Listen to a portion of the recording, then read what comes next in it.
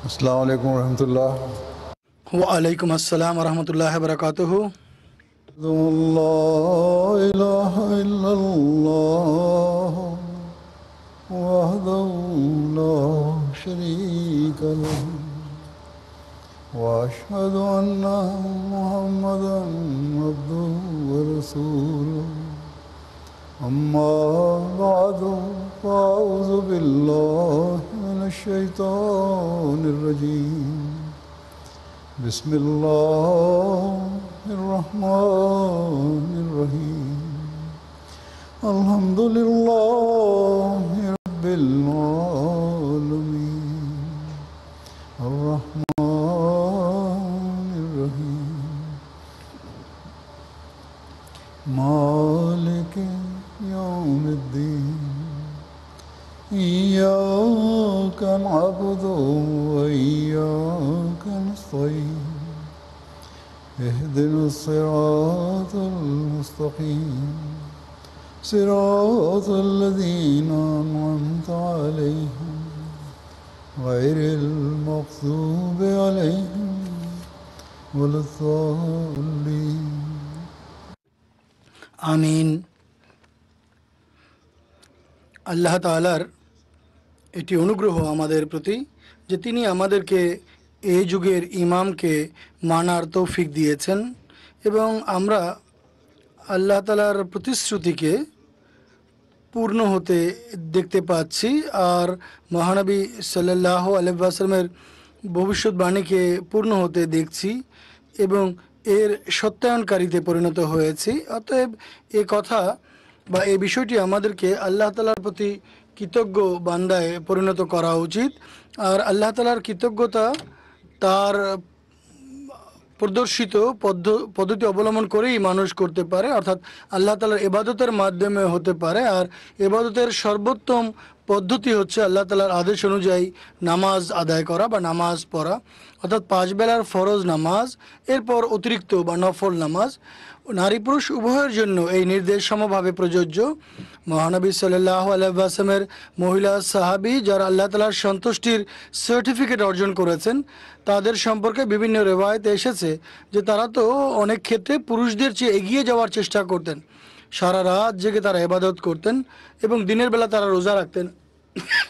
এমনকি পুরুষদেরকে মহানবী সাল্লাল্লাহু আলাইহি ওয়াসাল্লাম এর সমীপে তাদের এমন ইবাদত থেকে নিষেধ করতে অনুরোধ করা হয়েছে বা জানানো হয়। কেননা ইসলাম সব ধরনের অধিকার প্রদানের নির্দেশ দেয়। সন্তানদেরও কিছু প্রাপ্য অধিকার আছে, পরিবারেরও কিছু অধিকার আছে, স্বামীরও কিছু অধিকার আছে যা প্রদান করা আবশ্যক। যদি দিবারাত্র এভাবে ইবাদতে রত থাকে তাহলে এসব দায়িত্ব পালন সম্ভব নয়। এরপর কথাও স্মরণ রাখবেন, এগুলো কোনো অতীতের কল্পকাহিনী নয়, বরং এই যুগেও এমন নারী, এমন মান্যকারিণী হযরত মসিহ মাউদ আলাইহিসসালামের জামাতকে দান করেছেন যারা নিজেদের ইবাদতের মান সমুচ্চকারী। এই ধরনের অনেক দৃষ্টান্ত আছে, কিন্তু এখন আমি শুধুমাত্র হযরত আম্মা জান রাদিয়াল্লাহু তাআলা আনহার দৃষ্টান্ত দিচ্ছি। হযরত আম্মা জান হযরত নুসরাত জাহা বেগম সাহেবা হযরত মসিহ মাউদ আলাইহিসসালাম যাকে দ্বিতীয় বিবাহ করেছিলেন আল্লাহ তাআলার নির্দেশে করেছিলেন এবং আল্লাহ তাআলা তাকে সুসংবাদ প্রাপ্ত সন্তান দিয়েছেন, অর্থাৎ এমন সন্তান যাদের গুণ এবং বৈশিষ্ট্যের কথা আল্লাহ তাআলা পূর্বেই তাকে জ্ঞাত করেছিলেন, জানিয়ে দিয়েছিলেন। এরপর আল্লাহ তাআলার কৃপায় সেসব সন্তান সেসব গুণ এবং বৈশিষ্ট্য নিয়ে জন্মগ্রহণও করেছেন। যা হোক, এখন আমি হযরত আম্মা জানের ইবাদতের মান এবং নিয়মিত ইবাদত এবং অন্যদেরকে এই ইবাদতের উপদেশ দেওয়ার কথা আমি বলবো। মহিলারা তার সঙ্গে সাক্ষাৎ করতে আসতেন।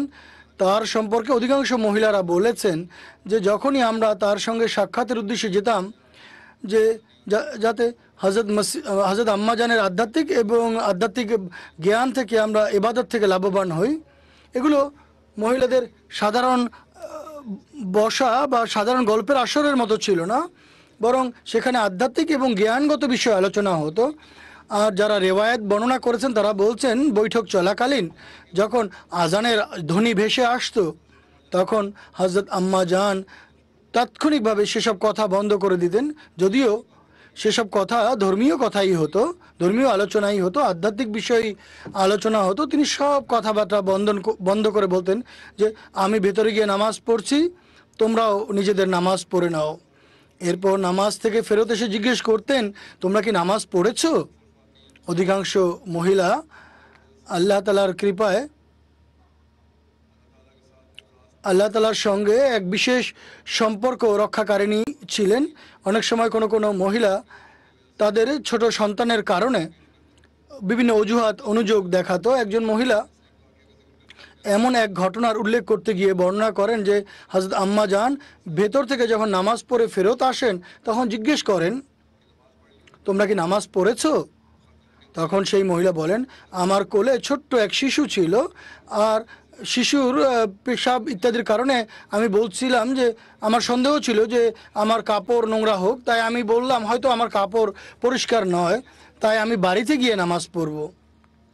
তখন হযরত আম্মাজান খুবই অসন্তোষ প্রকাশ করেন যে তুমি তোমার প্রবৃত্তির তাড়নাকে তোমার সন্তানের উপর চাপিয়ে দিও না। সন্তান আল্লাহ তাআলার পুরস্কার হয়ে থাকে, তাদেরকে পুরস্কার জ্ঞান করো, আর তাদেরকে আল্লাহ তাআলার ইবাদতের ক্ষেত্রে অন্তরায় বানিও না বা প্রতিবন্ধক দাঁড় করিও না।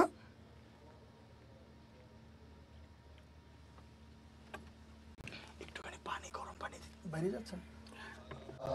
इससे আল্লাহ তাআলা তার প্রতি অসন্তুষ্ট হন। এটি কোনো অজুহাত নয় যে আমার কাপড় নোংরা, এটি কোনো বাহানা ছিল না, এটি কোনো বাহানা হতে পারে না। এমন মা যারা এ ধরনের অজুহাত খুঁজে বেড়ায়, বাহানা খুঁজে বেড়ায়, তাদের জন্য এতে উপদেশ রয়েছে যে সন্তানদেরকে আপনারা পুরস্কার জ্ঞান করবেন আল্লাহর, আর বা সন্তান লাভের পর পূর্বের চেয়ে আরও বেশি ইবাদতের প্রতি মনোযোগী হবেন। আল্লাহ তাআলা তিনি অমুখাপেক্ষী। তিনি যখন দেখবেন যে এই সন্তান আমার ইবাদতের ক্ষেত্রে প্রতিবন্ধক হচ্ছে, তখন তিনি সেই সন্তানকে কেড়েও নিতে পারেন, অথবা সেই মহিলাকে এমন কোনো বিপদে জর্জরিত করতে পারেন যা সারা জীবনের জন্য তার কষ্টের কারণ বা উৎকণ্ঠার কারণ হয়ে দাঁড়াবে। সদর সাহেবা দেখুন, হুজুর বলছেন যে যদি এখানে কোনো রোগিনী থাকেন তাহলে তাকে বাইরে নিয়ে যান। হুজুর হয়তো কারো আওয়াজ পেয়েছেন তাই বললেন। যা হোক, অত্যন্ত ভয়, ভীতি এবং কৃতজ্ঞতা বোধের চেতনায় সমৃদ্ধ হয়ে সন্তান জন্মের পর ইবাদতের প্রতি প্রত্যেক মায়ের মনোযোগ নিবদ্ধ করা প্রয়োজন। আল্লাহ তাআলাও বলেছেন, তোমরা প্রথমে নারী পুরুষ উভয়ে স্বাস্থ্যবান সন্তানের জন্য দোয়া করো, আর যখন তোমাদেরকে আল্লাহ সন্তান দান করেন তখন তোমরা এই সন্তানকে আল্লাহ তাআলার মোকাবেলায় শরীক বা অংশীদার সাব্যস্ত করো।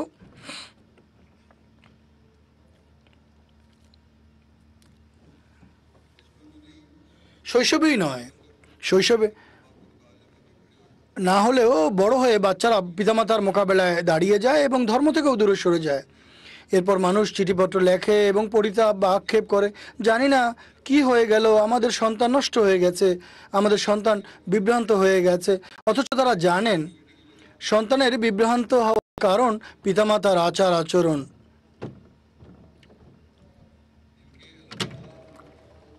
আল্লাহ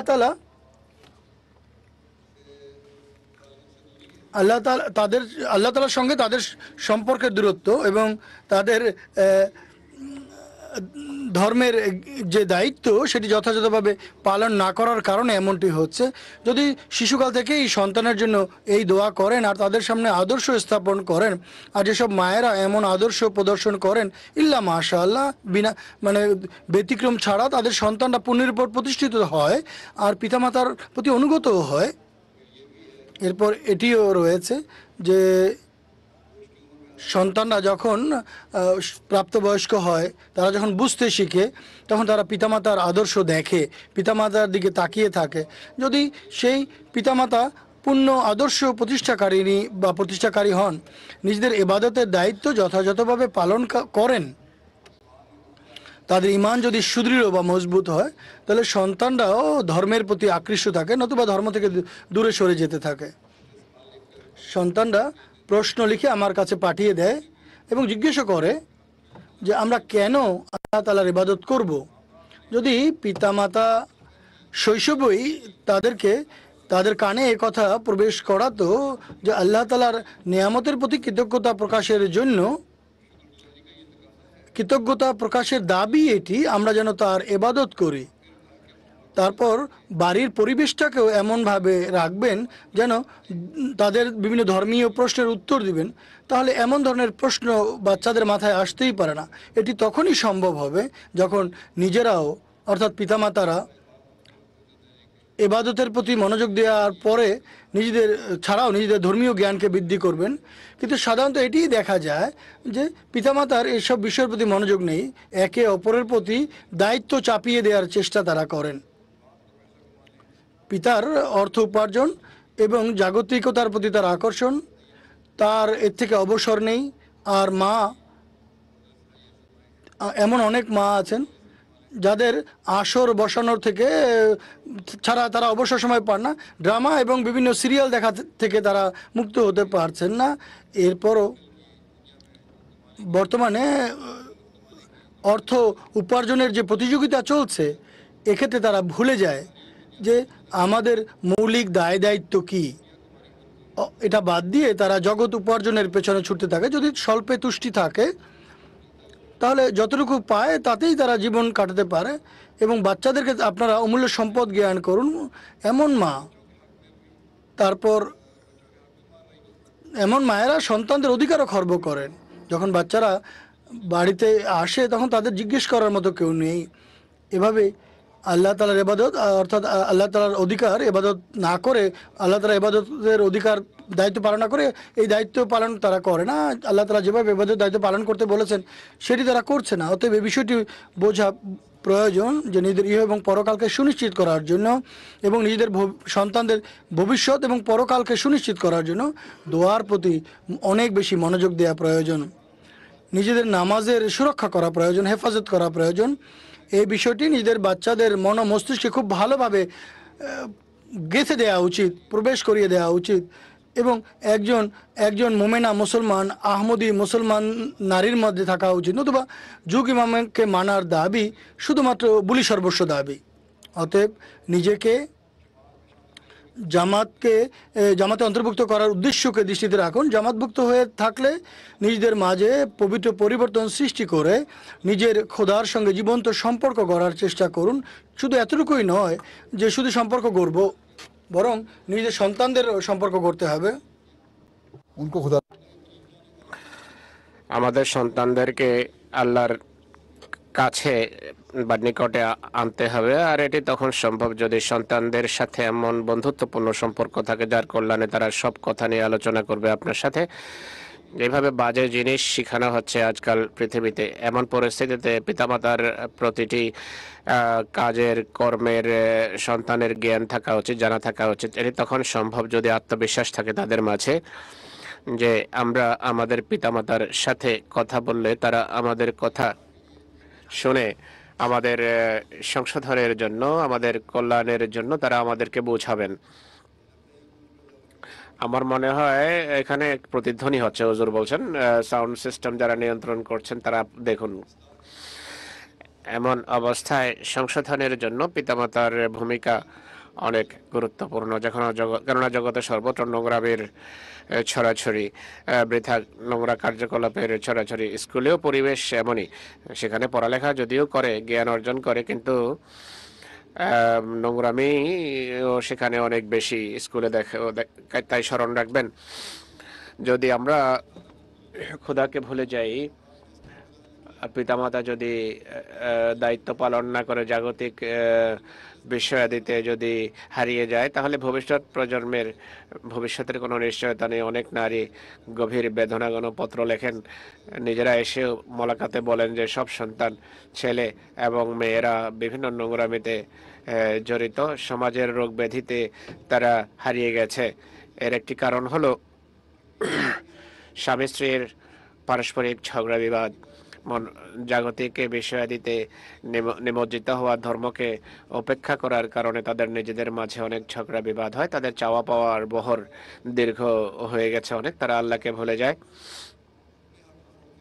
সবাই নিজের অধিকারকে প্রাধান্য দিয়ে তা অর্জনে সচেষ্ট হয়। পুরুষ বলে এটি আমার অধিকার, মহিলা বলে এটি আমার অধিকার, আর ক্ষতি হয় সন্তানদের। আর ভুলে যায় যে সন্তানদের প্রাপ্য প্রদানের, অধিকার প্রদানের দায়িত্ব, অনেক বড় দায়িত্ব রয়েছে, যা পারস্পরিক সমঝোতার পরিবেশে দেয়া সম্ভব, অথচ পুরুষ ওই দিকে দৃষ্টি দিচ্ছে না, নারীও না। সন্তান নষ্ট হয়ে যাওয়ার পর তাদের মনে পড়ে যে আমাদের এই যে পারস্পরিক মনোমালিন্য, এর ফলে অনেক ক্ষতি হয়েছে, কিন্তু ততদিনে বা ততক্ষণে অনেক দেরি হয়ে যায়। তাই ততদিনে বিষয় হাত থেকে বেরিয়ে যায়। তাই সন্তানদের ভবিষ্যৎ সম্পর্কে পিতামাতার চিন্তা করা উচিত, নারীদের চিন্তা করা উচিত। এই কারণে বিয়ের এলানে আল্লাহ তাআলা বারবার তাকওয়ার কথা উল্লেখ করেছেন। আর একইভাবে इसमें আল্লাহ তাআলা এটিও বলেছেন যে বিয়ের খুতবায় এটি বলেছেন, নিজেদের ভবিষ্যৎকে দেখো, এদিকে মনোযোগ দেওয়ার প্রতি আল্লাহ দৃষ্টি আকর্ষণ করেছেন। তাই পরে আহাজারি করে কেঁদে কোনো লাভ নেই, আল্লাহর সাথে সম্পর্ক দৃঢ় করুন, তাহলে নিজেরাও আমরা রক্ষা পাবো আর সন্ততিকেও রক্ষা করতে সক্ষম হব। আমার দোয়া থাকবে যে প্রত্যেক মা সন্তানদের হৃদয়ে কথা কিলকের মতো গেঁথে দেবেন যে খোদাকে বাদ দিয়ে আমাদের ইহকাল এবং পরকাল কোনোটিরই কোনো নিশ্চয়তা নেই। তাই খোদার প্রাপ্য অধিকার প্রদান করো এবং তার ইবাদত করে নিজেদের জীবনের যে উদ্দেশ্য সেটি কি তা বোঝো। তো এই হৃদয়ে যদি এই কথা গেঁথে যায়, তাহলে আপনারা চিন্তামুক্ত হতে পারেন যে বাইরের পরিবেশে কোথাও সন্তানরা দূরে না চলে যায়, চিন্তা থেকে আপনারা অব্যাহতি পাবেন। তাই মায়েদের অনেক বড় দায়িত্ব রয়েছে। একথা মনে করবেন না যে এই সমাজে বাচ্চারা পড়ালেখা করে জাগতিক দৃষ্টিকোণ থেকে বড় যোগ্য হবে, লায়েক হয়ে যাবে।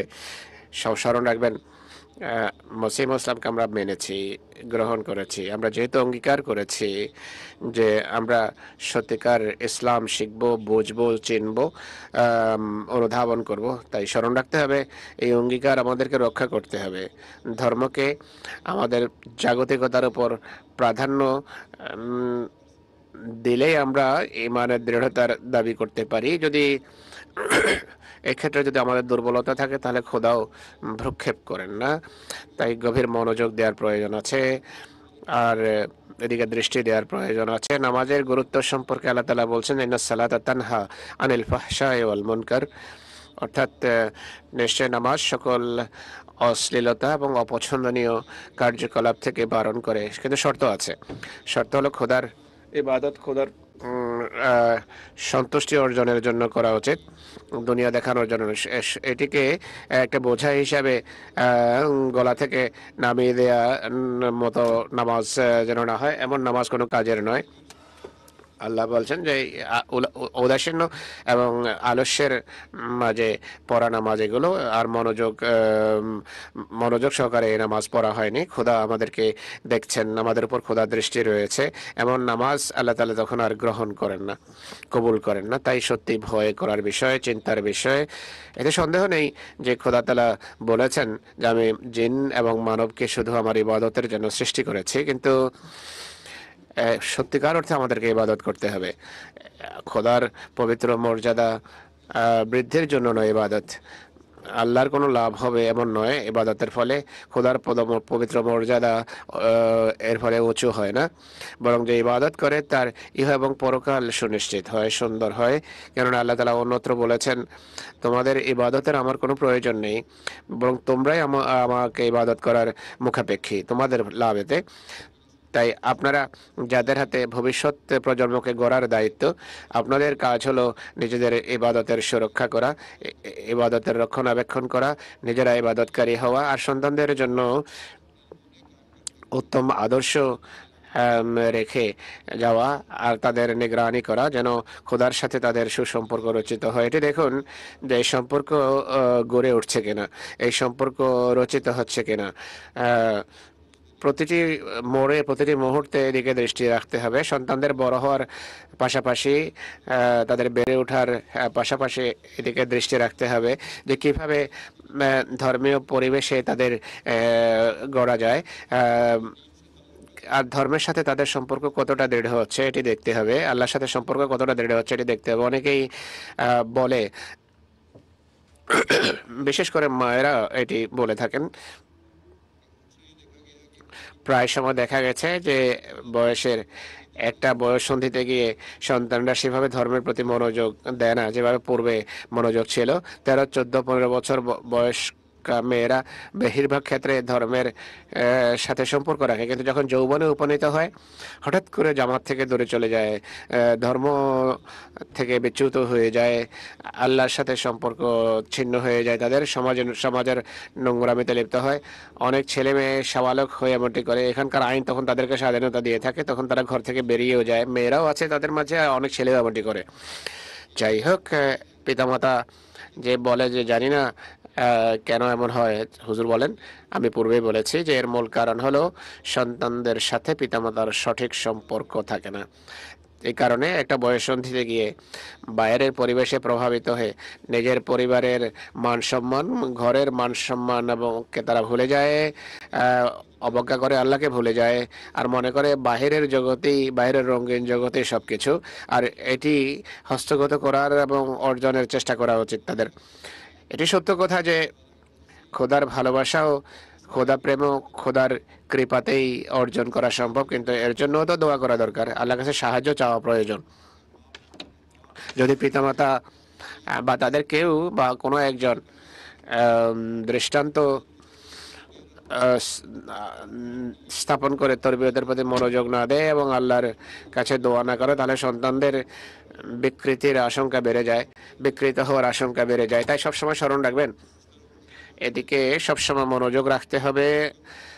ঘরের পরিবেশকে যদি আপনারা পবিত্র করে তোলেন, তাহলে আপনাদের এই চেষ্টাও থাকবে যে যুগের বৃথা কার্যকলাপ, নোংরামি যেন আপনাদের ঘরের পরিবেশকে প্রভাবিত করতে না পারে। কেননা এই বিষয়গুলোই এই পবিত্র পরিবর্তনকে নষ্ট করে। এই সমাজ, যেটিকে আজকাল সভ্য সমাজ মনে করা হয়, অথচ এখানকার সবকিছু কিন্তু সভ্য নয়। উন্নত বিশ্বের সবকিছুই সভ্য নয়। অনেক এমন কথা শেখানো হয় যে যা স্বাধীনতার নামে সভ্যতা থেকে দূরে নিয়ে যায়, মানুষকে নৈতিক গুণাবলী থেকে দূরে নিয়ে যায়, পাপে নিমজ্জিত করে, পাপে ঠেলে দেয়। এরাই যারা এখানে উন্নত আখ্যায়িত হয়, তারা বৃথা কার্যকলাপের নোংরামিতে লিপ্ত, পাপে নিমজ্জিত, আর এইগুলোকে তারা স্বাধীনতা মনে করে। আর স্বাধীনতার নামে, বাক স্বাধীনতার নামে, ব্যক্তি স্বাধীনতার নামে অলিগলিতে বাজারে নোংরা কার্যকলাপ দেখা যায়। देखें বর্তমানে গ্রীষ্মকালে আপনি দেখবেন যে পোশাক না হওয়ার মতোই তাদের শরীরে, এরা উলঙ্গ তাকে সভ্যতা বলে, স্বাধীনতা নাম দেয়। আর ফ্রান্স প্রভৃতি দেশে এখন তো বিধিনিষেধ আরোপ করেছে যে আমাদের দেশে যদি থাকতে হয় তাহলে আমাদের মতো তোমাদের হতে হবে। সেখানে হেজাব পরিধান করাও বারণ, অথচ এই সমস্ত দেশেই কয়েকশো বছর পূর্বে বা কয়েক দশক পূর্বেও ভদ্রতা ছিল, শালীনতা ছিল, আর অধিকাংশ মানুষ শালীন পোশাক পরতো, ভদ্রচিত্ত পোশাক পরতো। অথচ তারা বলতে গিয়ে এখন বলে যে আমরা খুবই সংস্কৃতিমনা আর সভ্যতা আমাদের মাঝে আছে, কিন্তু তাদের পোশাক আশাকে এটি দেখা যায় না।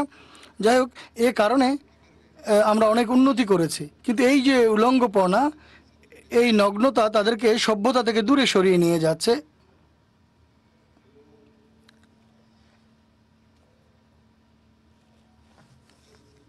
সেই সভ্যতা থেকে দূরে সরিয়ে নিয়ে যাচ্ছে যা নোংরামিকে প্রতিহত করে। অনুন্নত দেশে জঙ্গলি লোকদের দিকে যখন আমরা তাকাই, তখন তারা দেখতে পায় যে তারা পোশাক পরতো না বা খুব কম পোশাক পরতো। এদেরকেই তারা অসভ্য লোক বলে। ঠিক আছে, তাদের মধ্যে জ্ঞানগত যোগ্যতা নেই, কিন্তু তাদের মধ্যে সভ্যতা কিছুটা হলেও আছে। তাদের নিজেদের এলাকা অনুযায়ী তাদের মধ্যে সভ্যতা আছে এবং আবহাওয়ার দিকে দৃষ্টি রেখে তারা পোশাক পরে, কিন্তু এরা এই কারণে বলে যে এরা তো নগ্ন থাকে, তাই এরা অসভ্য, অশালীন। কিন্তু সেই একই কাজ পোশাকের দিক থেকে, নিজেদের নগ্নতা ঢাকার দিক থেকে বা এক্ষেত্রে দুর্বলতার কারণে যখন তাদের মাঝে দেখা যায়, তখন তারা নিজেদেরকে আবার সভ্য বা শালীন বলে দাবি করে। আর আমরা বা আমাদের মধ্যে যাদের মধ্যে দুর্বলতা আছে, হীনমন্যতা আছে, তারা এগুলোকে সভ্যতা জ্ঞান করে এই প্রথার পিছনে ছুটতে আরম্ভ করে বা স্বাধীনতার নামে তাদের কথা মানার চেষ্টা করে। অতএব আমাদের বাড়িঘরে যদি ধর্মীয় পরিবেশ বিরাজ থাকে বা দোয়ার প্রতি যদি আমাদের মনোযোগ নিবদ্ধ থাকে, তাহলে আমরা এসব বিষয় থেকে নিজেদেরকে রক্ষা করতে পারবো। কাজেই আজকালকার সমাজে এই বিষয়ের প্রতি আপনারা দৃষ্টি রাখবেন। এই যে বেহুদা কার্যকলাপ, এগুলো আমাদের বাড়িতেও প্রবেশ করছে ইন্টারনেটের মাধ্যমে, টেলিভিশনের মাধ্যমে। এখন তো প্রত্যেকের হাতে আইফোন, আইপ্যাড বা ইন্টারনেটেতে দেওয়া আছে। এর মাধ্যমে তারা নোংরা ফিল্ম এবং উলঙ্গ ফিল্ম তারা দেখতে পারে, এবং এগুলো হচ্ছে দাজ্জালের সেই দূরভিসন্ধি যা খোদা তাআলা থেকে মানুষকে দূরে সরিয়ে নেয় এবং মানুষকে ধর্ম থেকে দূরে সরিয়ে দেয়। জাগতিক তার পূজারী লোকদের পক্ষ থেকে বলা হয় যে আমরা এই জন্য শিখাই যেন যৌন সম্পর্কে বাচ্চারা বুঝতে পারে, যাতে তারা এই নোংরামি থেকে রক্ষা পেতে পারে। আসলে এর থেকে যে বয়সে বাচ্চাদের এগুলো শেখানো হয়, এই বয়সে অনেক সময় ছোট ছোট বাচ্চারা বা বাচ্চাদের মাথায় এই প্রশ্ন উঠে যে এসব বিষয় কেন আমাদের শেখানো হচ্ছে, যেগুলো আমরা জানিই না। আর যখন কেউ কেউ নতুন যৌবনে পদার্পণ করে, তখন তারা এর থেকে রক্ষা করার পরিবর্তে এই সমস্ত কাজে জড়িয়ে পড়ার চেষ্টা করে। এর ফলে আরও অধিক নোংরামি দেখা দেয়। অতএব এইসব বিষয় আমাদের নৈতিকতাকে ধ্বংস করছে এবং আমাদেরকে ধর্ম থেকে দূরে সরিয়ে দিচ্ছে। হযরত মসিহ মাউদ আলাইহিসসালাতু ওয়াসসালাম বলেছেন, তোমাদের সকল অঙ্গ প্রত্যঙ্গকে ব্যভিচার থেকে রক্ষা করো। অতএব প্রত্যেক মহিলা এবং পুরুষকে, পুরুষদেরকে আমি সম্বোধন করছি, আপনারা চিন্তা এবং উদ্বিগ্নতার সাথে সন্তানদের সামলানোর চেষ্টা করেন, এবং প্রত্যেক মেয়ে যারা প্রাপ্তবয়স উপনীত বা উপনীতা এবং প্রত্যেক ছেলে যে প্রাপ্তবয়স উপনীত, তাদের মাঝে এই উপলব্ধি বা এই বোধ থাকা উচিত এবং তাদেরকে এই চেতনাবোধ সৃষ্টি করা উচিত যে এগুলো ধীরে ধীরে তোমাদেরকে আরও নোংরামির দিকে ঠেলে দিবে, তাই এর থেকে রক্ষা পেতে হবে। প্রত্যেক এমন জিনিস যার অবৈধ ব্যবহার যদি ব্যবহার করা আরম্ভ হয়, তাহলে তা বেহুদা কাজ বলে গণ্য হয়। অতএব ইন্টারনেট সম্পর্কে আমি পূর্বেও বলেছি, কয়েকবার বলেছি যে এটি এই যুগের আবিষ্কার বা অধুনা আবিষ্কার। এই আবিষ্কার আল্লাহ তাআলা হযরত মসিহ মাউদ আলাইহিসসালাম যুগের জন্য নির্ধারিত করে রেখেছিলেন। পবিত্র কোরআনে বিভিন্ন আবিষ্কারের ঘোষণা রয়েছে, এর মধ্যে ইন্টারনেটও একটি। আর টেলিফোনের ব্যবস্থাপনা রয়েছে, এটিও এর একটি। টেলিভিশনের যে আয়োজন ব্যবস্থাপনা, এটিও এর একটি। এই যুগে ইসলাম প্রচারের জন্য এইগুলো সাহায্য করবে বা সহায়ক ভূমিকা পালন করবে। কিন্তু এসব অধুনা আবিষ্কারের যদি অন্যায় ব্যবহার করা হয় বা অপব্যবহার করা হয়, তাহলে এগুলো বেহুদা কাজ বলে গণ্য হবে। আর এমন কাজ করতেই আল্লাহ তাআলা বারণ করেছেন। আর এর থেকে বেঁচে থাকার নির্দেশ দিয়েছেন। মোমেনের পরিচয় বর্ণনা করছেন, আনিল লাগবে মুরিদুন, তারা বেহুদা কাজকর্ম এড়িয়ে চলে, অযথা কাজ থেকে নিজেদেরকে রক্ষা করে। ইন্টারনেটে বন্ধুদের সঙ্গে চ্যাট করবে বা অন্যদের নিয়ে হাসি ঠাট্টা করা বা পরস্পরের বিরুদ্ধে কথা বলা, এগুলি মানুষকে ধীরে ধীরে নোংরামির দিকে নিয়ে যায়। এগুলো সম্পর্ক বন্ধনে চিড় ধরিয়ে থাকে, ফাটল সৃষ্টি করে, কোনো অন্য মহিলার জীবন নষ্ট করার কারণও হয়ে থাকে এই সমস্ত কথাবার্তা। এভাবে একজন অপরজনের কুৎসাহ করে থাকে। এই যে কাজের জিনিস, এগুলো পরবর্তীতে বেহুদা জিনিসে রূপান্তরিত হয়। এরপর এ দৃষ্টিকোণ থেকে এগুলো পাপে পরিণত হয়। এরপর বর্তমানে টেক্সট, হোয়াটসঅ্যাপ, মেসেঞ্জার, ভাইবার আরও অন্যান্য প্ল্যাটফর্মে মেসেজ আদান প্রদান করা হয়। এগুলি এক নতুন ধারা সূচিত হয়েছে। এগুলো সময় নষ্ট করা নামান্তর। আর খুব সহজেই বলে দেওয়া হয়, টেক্সট মেসেজ ছিল, কি এমন কথা বলেছে। একে অপরের সঙ্গে যোগাযোগ এভাবেই শুরু হয়। এক বান্ধবী তার বন্ধুদের মধ্যে কাউকে ফোন দিয়ে দিয়েছে বা বন্ধুদের মধ্যে বান্ধবীর নাম্বার দিয়ে দিয়েছে বা অন্য কোনো মাধ্যমে এভাবে তাদের কাছে নাম্বার চলে যায়। তারপর টেলিফোনে টেক্সট মেসেজের ধারা শুরু হয়। 12-13 বছরের বাচ্চারা একে অপরকে মেসেজ বা খুদে বার্তা দিতে থাকে। আর এই বয়সই নষ্ট হওয়ার বয়স। অবশেষে পরিস্থিতি এমন দাঁড়ায় যে যেখানে এই বেহুদা কাজগুলো পাপে রূপান্তরিত হয়। এই জন্য আহমদী মেয়েরা নিজেদের পবিত্রতা রক্ষার্থে, নিজেদের সম্মান রক্ষার্থে, পরিবারের সম্মান রক্ষার্থে, নিজেদের জামাতের পবিত্রতাকে দৃষ্টিপটে রেখে নিজের খোদার সন্তুষ্টি অর্জন করার জন্য এসব বিষয় থেকে নিজেকে রক্ষা করুন। আর প্রত্যেক আহমদী পুরুষ এবং ছেলেরাও এই সমস্ত বেহুদা কাজ থেকে নিজেদেরকে রক্ষা করেন। আমাকে কেউ কেউ লিখেন, অনেক মেয়েরাও লিখেন আমাকে, যে আমরা শুধুমাত্র খুব মেসেজই দিয়েছিলাম, আমার বন্ধু অমুক বন্ধুর ঠিকানা দিয়েছিল, কিন্তু আমাদের পিতামাতা দেখেছেন কিন্তু তারা এটি পছন্দ করেনি। যদি তাদের পছন্দ না হয় তাহলে তারা ঠিক করেছেন, অবশ্যই তাদের পছন্দ আসা উচিত নয়। কেননা 12, 13, 14 বছর বয়সে যদি এ ধরনের মেসেজ আদান প্রদান করা হয় তাহলে বেহুদা বা অযথা কথাবার্তাও এর মধ্যে প্রবেশ করবে। অনেক নিজেরাই মেয়েরা লিখেছে যে আমাদের এভাবে চ্যাটিং হয়, এর মধ্যে সেক্সুয়াল কথাবার্তা হয়, বেহুদা কথাবার্তা হয়। এই যুগে, এই বয়সে যৌনতার সম্পর্ক কি? তাই এই বয়সে বাচ্চাদের তো পড়াশোনার প্রতি মনোযোগ দেওয়া উচিত, এরপর ধর্মীয় জ্ঞান অর্জন করার প্রতি মনোযোগ দেওয়া উচিত। যদি পিতামাতা এদিকে মনোযোগ নিবদ্ধ করেন তাহলে সন্তানরাও এদিকে মনোযোগ দিবে। এরপর আমি পোশাকের কথাও বলেছি, পুনরায় উল্লেখ করছি, সব ধরনের বেহুদা এবং নগ্নতার যে চেতনা এটি শেষ হয়ে যাচ্ছে। পিতামাতা বলে দেয় যে বয়স অল্প, ফ্যাশন করার শখ আছে, করুক না, কি আছে, সমস্যা কি? ঠিক আছে, ফ্যাশন করতে চাইলে করুন, কিন্তু ফ্যাশনের ক্ষেত্রে যখন আপনাদের পোশাক নগ্নতার দিকে আপনাদের নিয়ে যাবে সেখানে অবশ্যই আপনাদেরকে বাধা দিতে হবে। এই সময় একইভাবে ধর্মের নামেও ফ্যাশন করা হয়। উদাহরণস্বরূপ, ধর্মের নামে ফ্যাশন কি? বোরকা। বোরকার নামে যে কোট পরা হয়, এত টাইট পরা হয় যে পুরুষের সামনে যাওয়ার মতোই থাকে না, তা এমন ফ্যাশন করতে বারণ করা হয়েছে। কোট ঢিলা হওয়া উচিত, কিছুটা ঢিলা ঢালা হওয়া উচিত, শরীরের সাথে চিপকে থাকা উচিত নয়।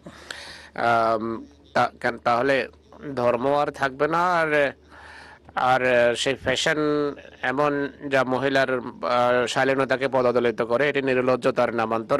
এর ফলে ধীরে ধীরে পুরো পর্দা হারিয়ে যাবে। ইসলাম লজ্জাশীলতার নির্দেশ দেয়, তাই নিজের লজ্জাশীলতা এবং পর্দার বিষয়ে সচেতন হন। এর 4 সীমার মাঝে থেকে যতটা চান ফ্যাশন করুন। ফ্যাশন নিষেধ নয়, কিন্তু এর কিছু সীমারেখা আছে, সীমা পরিসীমা আছে। ফ্যাশন ঘরের লোকদের মাঝে এবং অনেক মেয়েদের মাঝে করুন। বাজারে যেখানে পুরুষের মুখোমুখি হতে হয় সেখানে এমন ফ্যাশন করা উচিত নয় যার ফলে পাপে তা পর্যবসিত হতে পারে। ইসলামী পর্দার সংজ্ঞা কোরআনে স্পষ্টভাবে উল্লেখ করা হয়েছে, তা পড়ুন, এরপর আমল করুন। এই সম্পর্কে পূর্বেও বেশ কয়েকবার বলেছে। আমার পূর্বের খলিফারও এই বিষয়টি বুঝিয়েছেন। আমাদেরকে এটি বোঝা উচিত। জামাতে আহমদিয়ার অবস্থান নয় এটি কেবল। অনেকে বলে জামাত এই বিষয়ে কঠোর। এটি জামাতের বিষয় না, এটি কোরআনের শিক্ষা যে পর্দার বিষয়ে আপনারা সাবধান হন। মাথা ঢাকুন, চেহারা ঢাকুন, শরীর ঢাকুন, আর কোনো শরীরের কোনো অঙ্গ যেন বের না হয়। চাদর দ্বারা যদি পর্দা করতে হয় তাহলে মাথা এবং চুল ঢাকা থাকতে হবে, চিবুক ঢাকতে হবে, বক্ষ ঢাকা থাকা উচিত। কেবল তবেই এটি সঠিক পর্দা না হয়, এটি সঠিক পর্দা নয়। के लिए আল্লাহ লজ্জাবোধ শেখানোর জন্য, সম্মান সম্ভ্রমের সংরক্ষণের জন্য এই নির্দেশ দিয়েছেন। নির্দেশ হলো নারী পুরুষের সাথে এমন ভাবে কথা বলা উচিত যেন কোনো কোমল সুর শুনে পুরুষের হৃদয়ে ভুল ধারণার সৃষ্টি না হয়।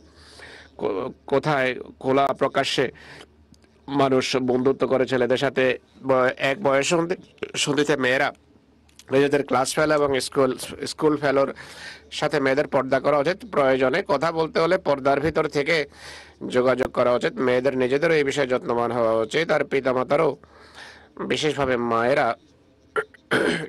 মায়েদের এই বিষয়ে নিগরানি তত্ত্বাবধান করা উচিত, দেখা উচিত, মেয়েদের বোঝানো উচিত। যুক্তি প্রমাণের ভিত্তিতে কথা বললে মেয়েরা বোঝে। বয়সের এক সীমায় পৌঁছে মেয়েরা যদি কারো ঘরে যায়, বন্ধুর ঘরে যায় বা আত্মীয় স্বজনের ঘরে গেলেও, বেহেরম আত্মীয় স্বজন যাদের সাথে বিয়ে সম্ভব নয় তাদেরকে যেন সাথে নিয়ে যায়। বা কোনো বান্ধবীর বাসায় গেলে সেই সময়গুলোতে বড়রা যখন ঘরে থাকে তখন যাওয়া উচিত নয়।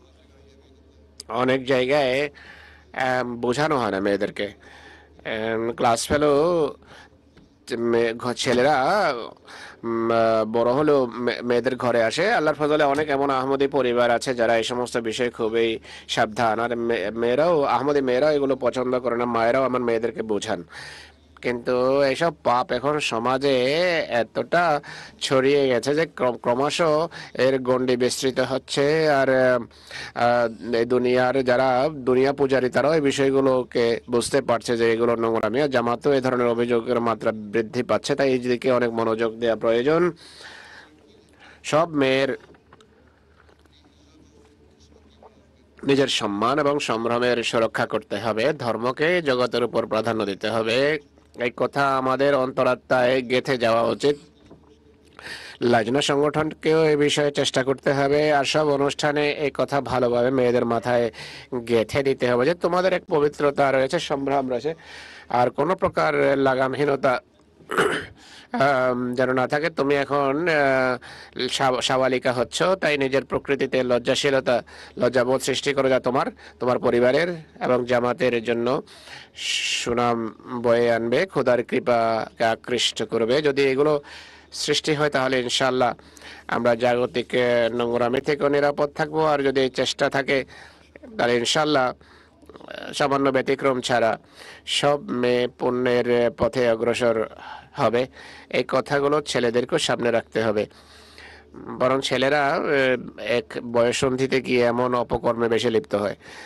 আর এরপর সব মেয়ে এবং সব মহিলার স্মরণ রাখা উচিত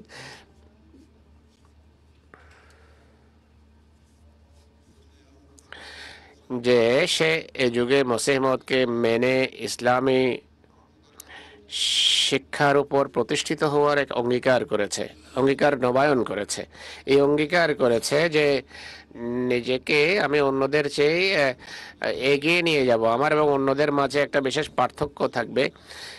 কেউ আমাদের দিকে তির্যক দৃষ্টিতে তাকাতে পারবে না যে মেয়ে খুবই দুনিয়া বস্তুবাদী, ধর্ম থেকে অনেক দূরে, বৃথা কার্যকলাপে লিপ্ত। সব নারী যদি এই কথাটি চিন্তা করে যে আমি যোগ ইমামের সাথে একটা অঙ্গীকার করেছি যে আমি নিজের মাঝে পবিত্র পরিবর্তন আনয়ন করব, আমার সন্তানদের মাঝে পবিত্র পরিবর্তন সৃষ্টি করব, আর এর জন্য আমাকে চেষ্টা করতে হবে। এমনটি যদি হয় তাহলে এমন মেয়ে, এমন মহিলা সমাজে এক পদমর্যাদা লাভ করবে, যেভাবে খোদা প্রতিশ্রুতি দিয়েছেন যে এভাবে যারা চেষ্টা করবে এবং খোদার সামনে ঝুঁকবে, বিনত হবে, তার ইবাদত করবে, তাহলে খোদা আমাদের মাঝে সেই পবিত্র পরিবর্তন সৃষ্টি করবেন। আপনার সন্তানদের মাঝে সেই পবিত্র পরিবর্তন সৃষ্টি করবেন, যার ফলে সমাজে এক বিশেষ সম্মানের মর্যাদা আপনার লাভ হবে, যেখানে আপনার নাম এবং আপনার সন্তানদের নাম শ্রদ্ধার সাথে স্মরণ করা হবে। আল্লাহ তাআলা আমাদের সবাইকে মর্যাদায় উপনীত হওয়ার তৌফিক দিন, যা আমাদের ভবিষ্যৎ প্রজন্মের পবিত্রতার নিশ্চয়তা হবে, আর যুগের ইমামের সাথে কৃত অঙ্গীকার আমরা রক্ষা করতে সক্ষম হব।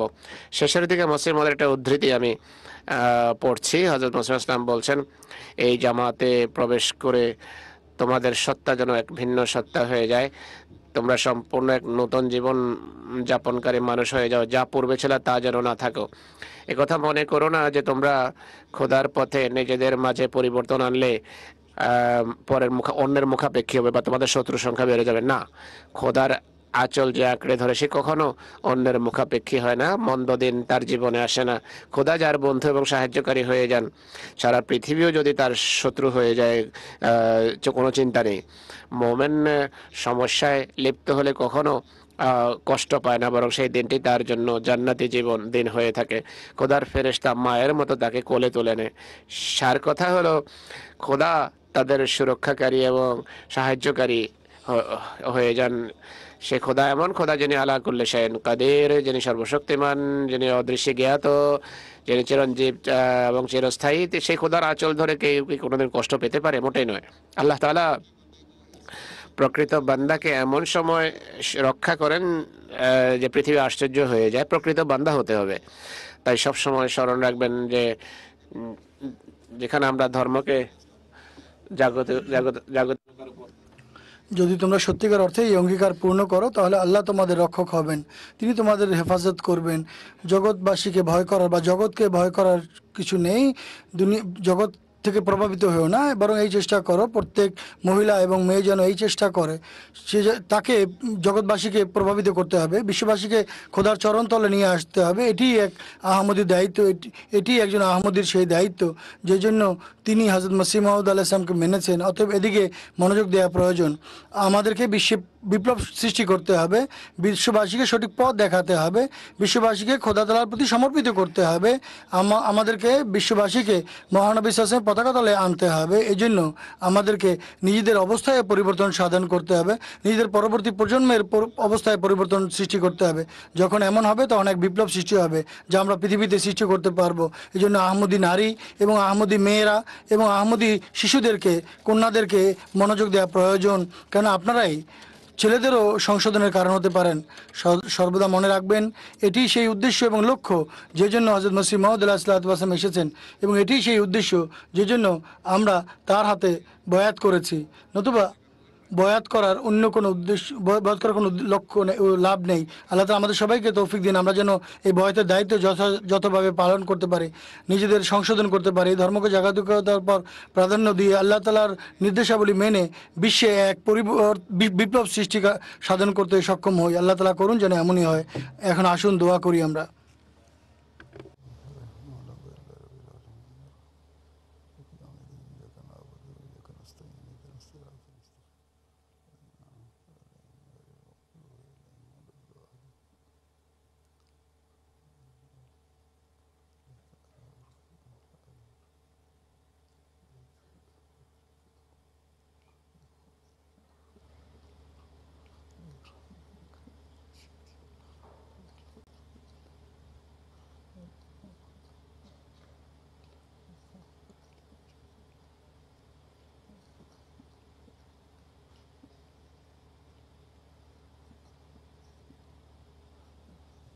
آمين. ইন